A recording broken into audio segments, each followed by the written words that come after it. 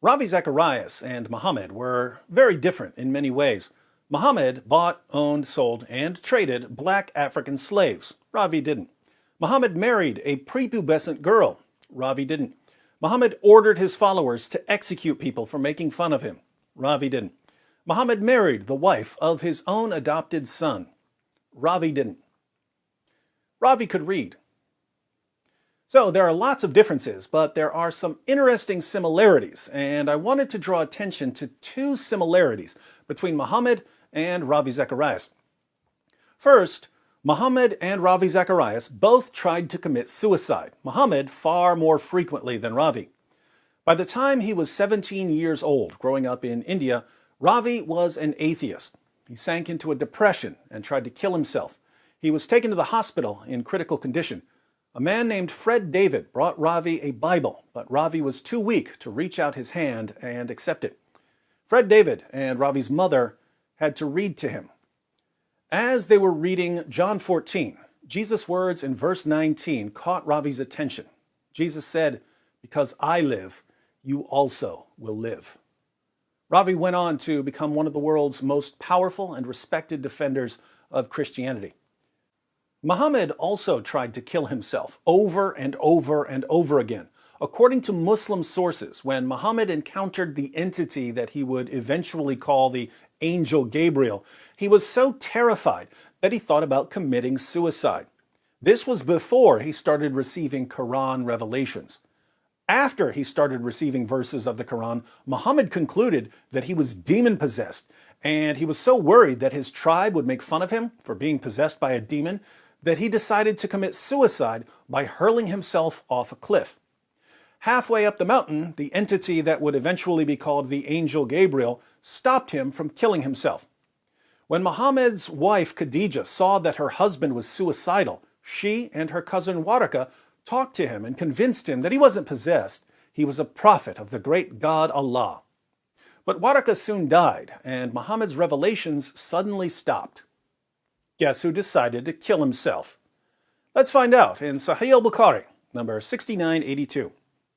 But after a few days, Waraka died, and the divine revelation was also paused for a while, and the prophet became so sad, as we have heard, that he intended several times, notice we're talking about multiple occasions, to throw himself from the tops of high mountains, plural, multiple mountains, and every time he went up to the top of a mountain in order to throw himself down, notice that he actually set out to kill himself numerous times. Jibril, supposedly the angel Gabriel, would appear before him and say, "O Muhammad, you are indeed Allah's messenger in truth," whereupon his heart would become quiet and he would calm down and would return home. So Gabriel had to regularly calm Muhammad down to keep him from plunging to his death. And whenever the period of the coming of the revelation used to become long, he would do as before. He'd head for a cliff. But when he used to reach the top of a mountain, Jibril would appear before him and say to him what he had said before. Notice that this happened over and over again. Whenever Gabriel didn't show up with a new revelation, Muhammad would climb a mountain in order to kill himself. According to Muslim sources, when Muhammad was scared, he wanted to kill himself. When he was worried about being embarrassed, he wanted to kill himself. When he felt neglected, he wanted to kill himself. But he never succeeded in killing himself. Some sort of entity would always intervene because Muhammad was simply too important for this entity's plans. Now, if you're a Christian or a Jew and you read about Muhammad's interactions with this entity, this thing was clearly demonic. Muhammad's interactions with the being that he eventually started calling the angel Gabriel sound like something out of a horror film. But more on that when I record, was Muhammad demon-possessed? For now, I'll just point out, for you Muslims who are upset with me for saying that Muhammad encountered something demonic, keep in mind that Muhammad himself thought that it was demonic. That was his first impression. That's one of the reasons he tried to kill himself. He thought he was possessed. It was his wife Khadijah, who wasn't there, who convinced her husband that he wasn't possessed, he was a prophet. Even the pagans realized that Muhammad was talking to a demon. Sahih al-Bukhari, 1125.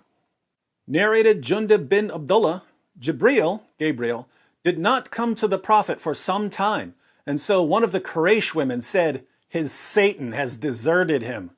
So came the divine revelation, "By the forenoon after sunrise, by the night when it darkens and stands still, your Lord, O Muhammad, has neither forsaken you nor hates you." Quran 93 verses 1 through 3. So the woman was wrong. Muhammad's Satan hadn't deserted him. His Satan was just getting started. But Muhammad, like Ravi Zacharias, did survive his suicide attempts. The second similarity between Muhammad and Ravi Zacharias was that they both consumed poison. As a teenager, Ravi tried to kill himself by drinking poison. He made a full recovery. Muhammad didn't try to kill himself by drinking poison. As we've seen, his preferred method of killing himself was jumping off a cliff. But Muhammad was poisoned by someone else, a Jewish woman named Zainab bint al-Harith, whose father, uncle, and husband had all been killed by Muslims. Now, there are more than 7 billion people in the world. You can line up all 7 billion plus people and ask them, if you just killed a woman's father, husband, and uncle, and she offers to cook your favorite dinner, should you accept her offer?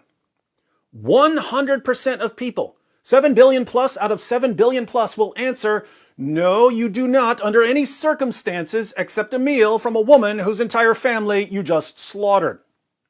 In fact, in all of history, there's only been one person ever who thinks that it's a good idea to accept a home-cooked meal from a woman whose family he just slaughtered.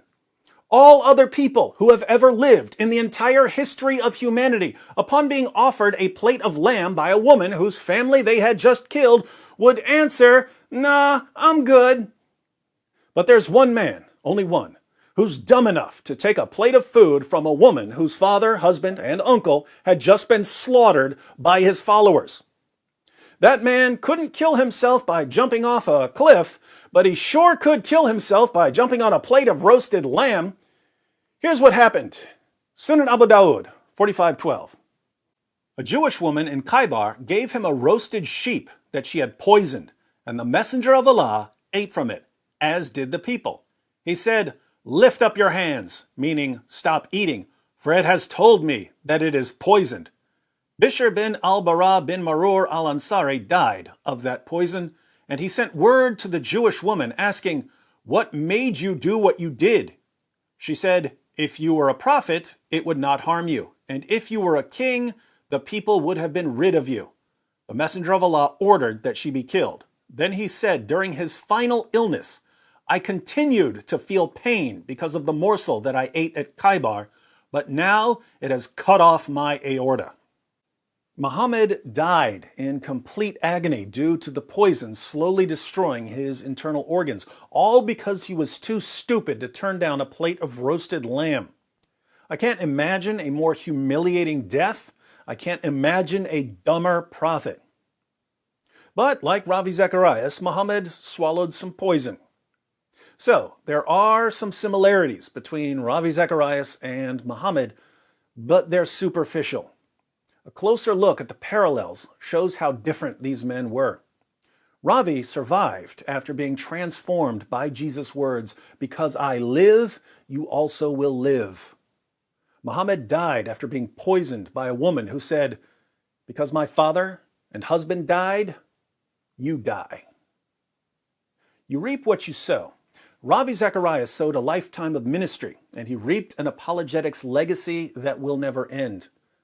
Muhammad sowed violence, and he reaped the death not only of himself, but also of nearly everyone around him. Fortunately, however, Muhammad's legacy of death will come to an end.